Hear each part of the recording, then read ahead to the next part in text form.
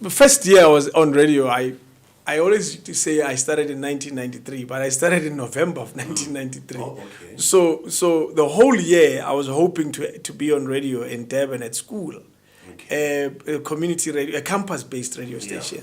However, the station manager didn't think I was any good. So I would keep going to him, asking him to give me a chance. I didn't have the privilege of a demo That is tape campus then. radio. Campus radio. I didn't have the privilege of a demo tape, but at least he was a student. I could see him on campus all the time. His name is Rata. He was a government official in Northwest at some point. I kept on persisting and asking him, and fortunately we lived in the same apartment building as Gail. So I would ask him for this opportunity. He said no. He only said yes during exams when there were no DJs. They were all writing exams. Okay. And he said, oh, there's a gap. Yeah. I remember my first show, there was no one listening. It was in the canteen because people were studying. So, Okay. But I still did a show in November. And that was literally my first radio show. So you and the did following it, year, everyone was listening. Absolutely. And the following year, he gave me, small shows. And I grew, my profile grew. To a point where my final year, that's where Durban Youth Radio came about. And they came to our university, asked for some DJs. Is the very same Gagas FM. No. Gagas is commercial. Durban was community radio. Okay. Yeah, Durban Youth Radio was community-based radio station. Those It was were the early days of community radio stations. 1994. Absolutely, 95, yeah. yes. I was on Durban Youth Radio in 95. Okay. Yeah. Okay. And then obviously developed to something else. No, actually, developed to nothing. Developed to absolutely nothing. Okay. I finished my degree, my junior degree, came back to Pretoria, looked for, there was TUT, at the time it was actually TNT in Soshanguve. They had a really well-oiled radio community, but not community-based. They had a campus-based radio station, but that had a license. So that was broadcasting in the broader part of Soshanguve. And I went there and I asked, Greg Maloka was station manager then. Okay. There were a number of people That was a who... pro power. No, they were, but he was in Tuanana, he was Yeah, at varsity. yeah. There were a lot of great guys who ended up, some not on radio, but became executives in their own right. And I wasn't good enough for him. So that's why I say, great. yes, that's why I say it wasn't as easy as it sounds. Yeah, but if you can check for a whole lot of us, because I remember with Kabzela, YFM was still at Bertram's. And then Ngamkha Pion's audition, and He didn't get the gig. Not good enough. But it ended up Bamlanda Kubo. Wow, So there you go. see now Yes. how things turned out. I wish my story was like that. Nobody came to fetch me. Yeah, I'm telling you. I kept on trying. Because he was very good. We were working with him at Joseph FM. Yeah. He was all there at Joseph FM. And Yeah. we felt like Mangi YFM was on touch just like that. But at that time, like abantu petty station at the time, they were like, no. Not good enough. Yeah, sizokubona sekona. No, with me, we ended up studying a Mamelodi FM or Mams FM at the okay. time.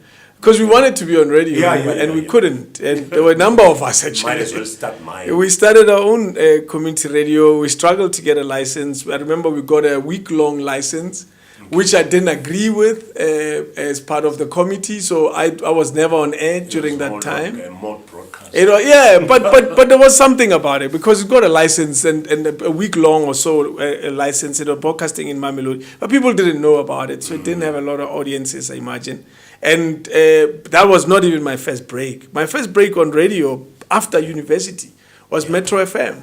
Okay, and years later, not as a as a producer, Producer. as a producer for breakfast show. Okay. Yeah. And do you remember who was the presenter at that time? Oh, absolutely. It was just Ice. I worked with Ice.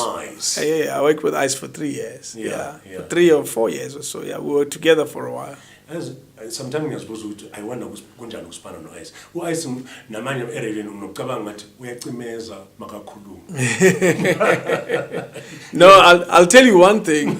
He's the hardest working radio presenter you'll ever meet, irrespective of which show he does.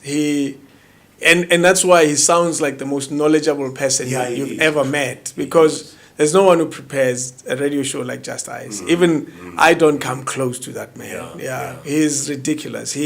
He used to rock up at 3 in the morning to present a breakfast show that started at 6. That was Ice. When other people come running at 5 to 6, and he's been there for 3 hours. I remember when I was telling Bamo Johnson to say, my brother, we always talk. He says, I'm saying to him, okay, can you please furnish me with my numbers? The Eyes. Mashabela. Oh, me? Yeah. And he was like, when you think your podcast is something, so interview with Mashabela. But I'm a regular guy, man. I'm a regular guy, man. There's nothing special about me. So you started to producing, and then just Ice, yeah. And then it became, for how Yes. long? Jeez, I was a producer for 6-7 years at Metro, but with Ice for 3 years or so. And then Ice left and he was not with Metro anymore. I then worked with, who did I work with? With Azania. Oh, yeah. Yeah, Afternoon Drive. Okay. Yes. She was brought in as a newbie, and they said, try to see if we can work. I can train her, and that's what we did. We worked together. So Ubane wa Kasha, do you remember? Romeo. Oh, Kumalo. Yeah.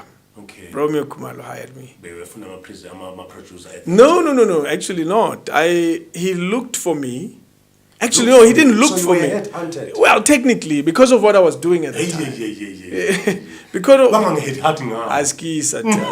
there's nothing special about it. There is. I was working for a newspaper. I was writing For City Press. City Press about radio. So okay. I didn't realize that he was reading those articles, and he read it. He read one of them.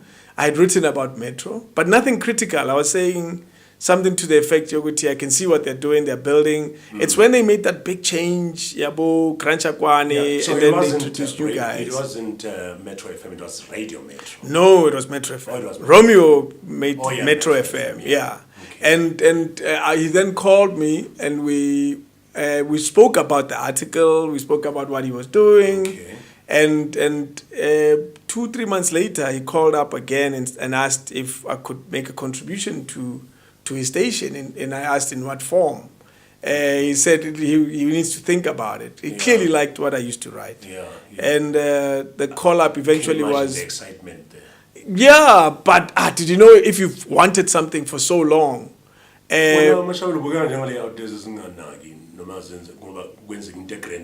No, interesting actually. My perspective about it is very different. I appreciate it, I enjoy it, but I pray for things, I see things in my future. When they come, I'm not surprised because I wanted them. You know, why because everyone will say, getting a call from Metro FM, any producer or any program manager, Metro FM, you'll be excited. Look, the first call from Romeo meant something. I remember I was on holiday with my friends. Yes, I was with my friends in Durban, and he called, and that call meant a lot, and it started continuous conversations, and one of those conversations was what do you think you can help us with here on the station? And I said, I'm not sure. Do you have a show? And he said, no, not as a presenter. We were interested in remember, that was my first love. I didn't even know about producers and what they did. I didn't have a clue what producers did. But no. Yeah, he said, can you produce? I said, I'm not sure. Yeah, maybe. I don't know. What do producers do? What is it? And then that started our relationship with the station. And it was long. I was there for 7 years. Oh. I was with Metro for 7 years. So you never presented on Metro? No, I did. I did 2 shows. No, none of that. None of that. I did 2 shows. The first time I was on air on Metro, I was on a breakfast show. Oh. Yeah, we had created this stunt that Just Ice is a foreign national from Mozambique, and we asked some security guards to come and arrest him while he was on air. Oh, I remember. And then they came, and somebody had to continue the show. Tish Mattel's times. Yeah, those times. Yeah. Then I carried on. I presented the show. Okay. So I presented Just Ice's last hour of the breakfast show. Yeah. That was the first time I was ever on Metro. Subscribe and become a member of the biggest family, the Happy Days On Podcast family.